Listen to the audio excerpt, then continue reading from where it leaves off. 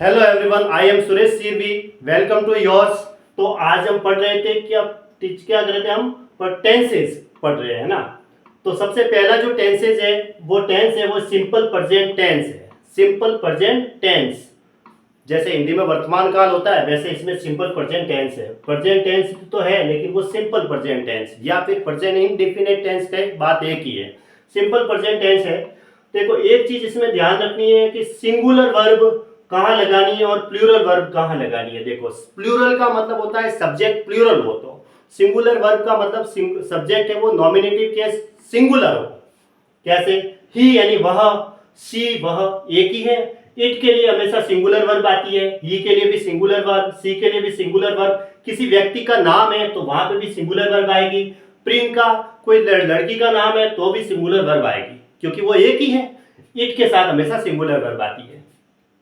You के बाद हमेशा प्लूरल वर्ब आती है, ये चीज ध्यान रखना। प्लूरल वर्ब, दे का मतलब वे, वी का मतलब हम, इनके साथ भी प्लूरल वर्ब भी आती है, मैंने लिखा है। और स्टूडेंट, स्टूडेंट एक नहीं, स्टूडेंट्स है, विद्यार्थी बहुत सारे हो गए, तो यहाँ पे ये प्लूरल वर्ब आएगी। तो जो ज्यादा होंगे सब्जेक्ट के रूप में तो उसके आगे हम क्या लगाएंगे? प्लूरल वर्ब लगाएंगे। ऐसे एग्जाम में प्रश्न आते हैं छोटे छोटे, सिंगुलर वर्ब किसके आगे लगेगी और प्लूरल वर्ब किसके आगे लगेगी।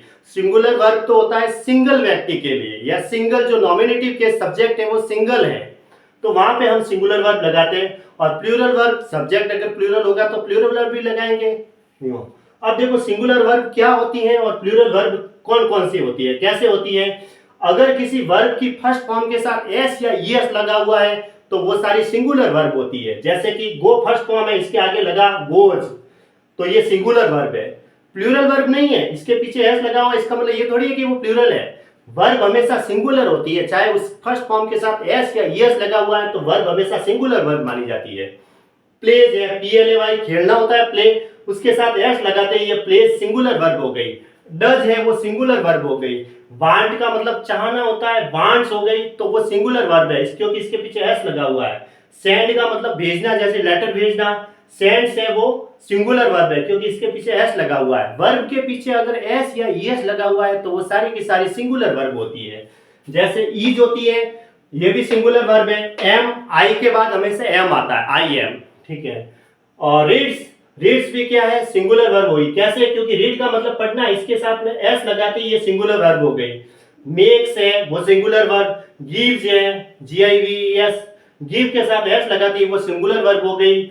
फॉल्स, फॉल का मतलब गिरना, हिट का मतलब मारना, और लीव्स का मतलब छोड़ना।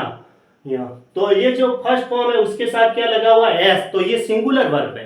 वर्ब है जिसके साथ फर्स्ट फॉर्म के साथ एस या ईएस लगा हुआ है, इसका मतलब वो सारी सिंगुलर वर्ब है।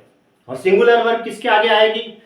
सिंगुलर तो सब्जेक्ट होंगे ना, ही, सी, इट, रमेश, प्रियंका, जो सिंगल व्यक्ति होंगे उनके आगे सिंगुलर वर्ब आएगी।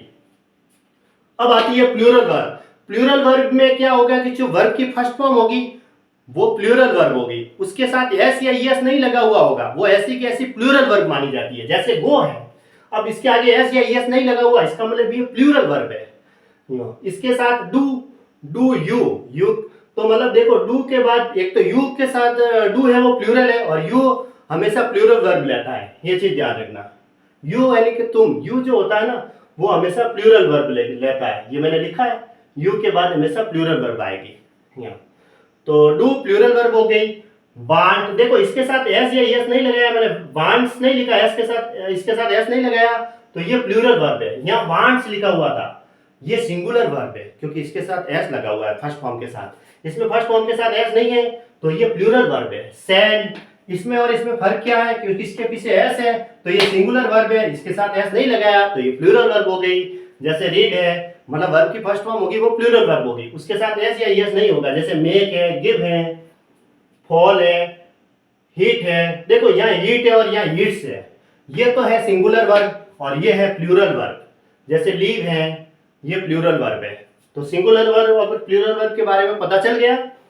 किसी भी रोजाना कार्य या फिर दैनिक कार्य के लिए एडवर्ब ऑफ फ्रीक्वेंसी का प्रयोग होता है जो निम्न है, यानी जो डेली अपन हैबिचुअल वर्क करते हैं ना, तो उसके लिए जो सिंपल प्रेजेंट टेंस में एडवर्ब और फ्रीक्वेंसी आती है जो लिखी हुई है, उसके लिए हमेशा सिंपल प्रेजेंट टेंस का प्रयोग किया जाता है। जैसे ऑलवेज का मतलब हमेशा, जनरली है, यूजुअली है, फ्रीक्वेंटली यानी बार बार, सेल्डम का मतलब होता है कभी कभी, नेवर यानी कभी नहीं, समटाइम्स, ऑफन अक्सर, डेली मतलब हमेशा, every day, every month, every week, twice a week, twice a week मतलब सप्ते में 2 बार, एवरी वीक यानी हमेशा, सब प्रत्येक सप्ताह।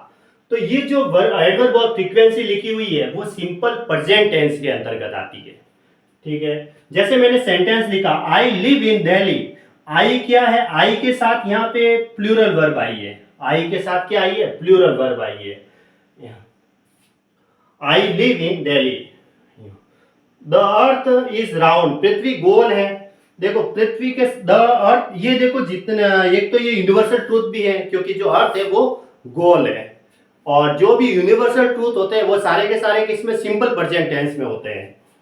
अर्थ के आगे द आर्टिकल लगा हुआ है, अर्थ एक ही है इसलिए सिंगुलर वर्ब आई, इज और राउंड है ना, तो इज जो है क्या है, वो सिंगुलर वर्ब है, इज को हम क्या कहेंगे, सिंगुलर वर्ब। ऐसे दे है वो, दे के साथ प्लूरल वर्ब आएगी, प्लूरल वर्ब आएगी, प्लूरल वर्ब में क्या है, एस या ईएस नहीं लगा हुआ होता है। देखो यहाँ ये कम वर्ब आई, इसके साथ एस या ईएस नहीं लगा हुआ, ये वर्ब की फर्स्ट फॉर्म है क्योंकि यहाँ दे है, दे के लिए प्लूरल वर्ब आई है।